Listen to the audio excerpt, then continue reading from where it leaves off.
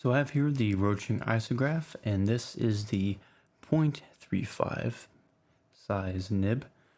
So I've been asked a few questions about this pen. I have made some videos, tutorials of how to draw with it and a review of the pen. But we're going to look at how to hold the pen for when you are doing drawings so that you can properly do your drawing without damaging the nib or having any problems with ink flow or anything else related to the pen. So let's go ahead and uncap this. It might take me a second to get this ink to flow, but we'll have to take a look here. I just got to shake the ink up a little bit and get it working some, because it's been sitting on my table past 24 hours. Okay, there we go. So when you're holding this pen, drawing with it, you don't want to hold this pen at an angle. You want to hold the pen upright.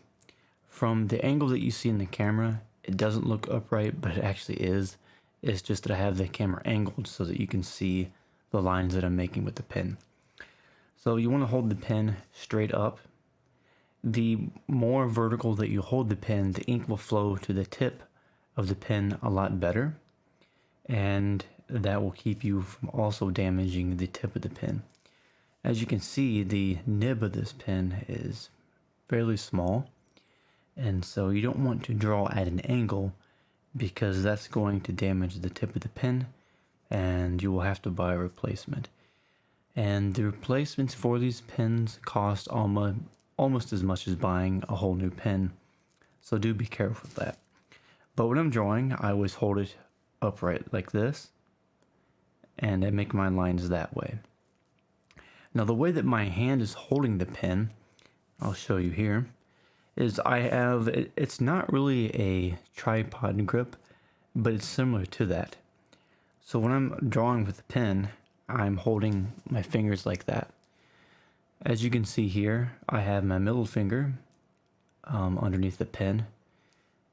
This finger here is just above the pen, and I'm resting it on the yellow part of the pen here. Now as you can see here, there's little grooves right here in the pen, which helps you with gripping the pen. And that is usually where I'll rest one of my fingers, this finger, while I'm drawing. I'll rest it in one of those grooves.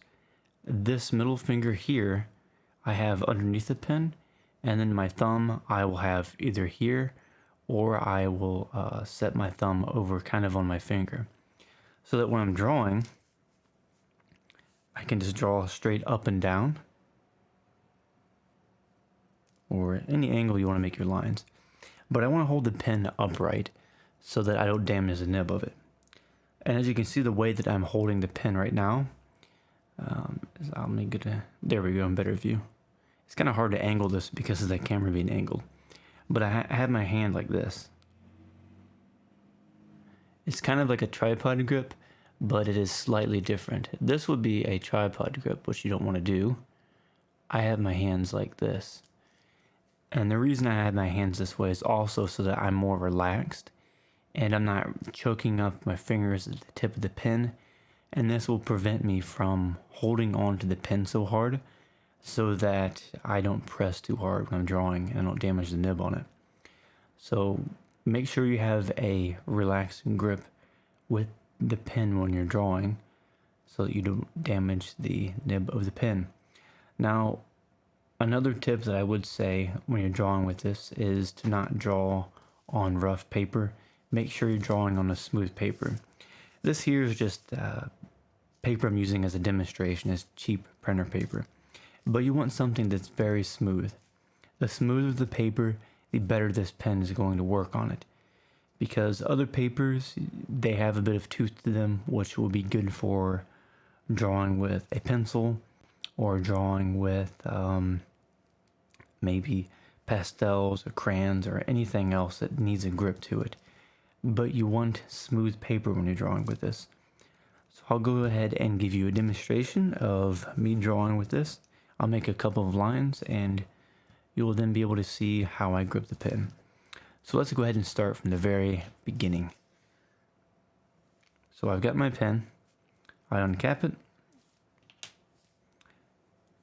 I usually place one of my fingers into the grooves of the pen here, like that.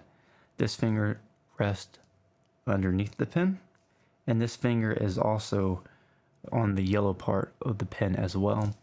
My thumb, I rest right here on that finger. It's usually just right where your finger bends right here. That is, most of the time, that's where I put my thumb when I'm holding the pen. And then I hold the pen upright. And you do not need to press at all when you're drawing with the pen. Just enough to touch the paper so that it glides across when you're making your lines. If you're pressing with the pen, then you're drawing with it improperly.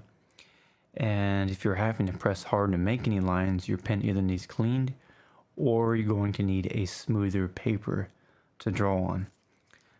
Let's go ahead and take another look again. I'm going to make another line.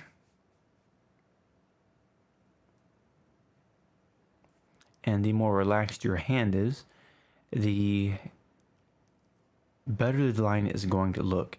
At first, if you're used to holding a pen with a tripod and grip like this, you're going to have a hard time switching over to the more relaxed hold of the pen. And that's a lot of muscle memory. It's just what happens when you draw that way for a long time. But after I did that for maybe, I would say, a month of drawing with this more relaxed grip, I was able to draw a lot better. You want the grip to be so relaxed to where if I just pull in this pen, it pretty much just comes out of my hand pretty easily. There's not really any, I'm not really squeezing the pen or anything. And that little groove there where the pen is, let me try and get this closer so you can see it. That little notch right there is pretty much the only part that is actually holding on the pen a whole lot. So this is in that groove.